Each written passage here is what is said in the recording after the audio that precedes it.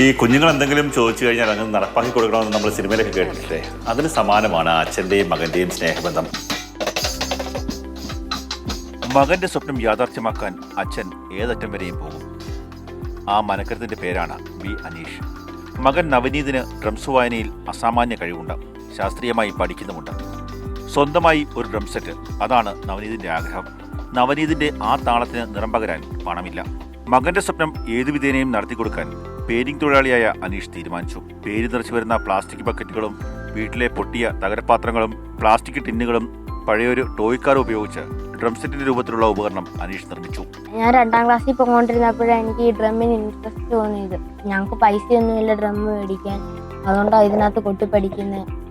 ഇതെല്ലാം അച്ഛൻ പെയിന്റിങ്ങിന്റെ പണിക്ക് പോകുന്നുണ്ട്, അതിന്റെ അടപ്പൊക്കെ വെച്ചാണ് ഉണ്ടാക്കിയത്.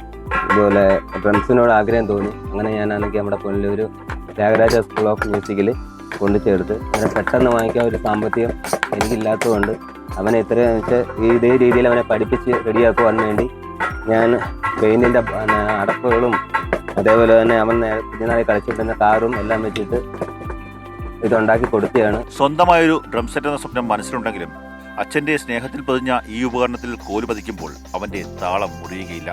കൈവേഗത്തിൽ താളം തെറ്റാതെ നവനീത് ഡ്രംസ് വായിക്കുകയാണ്.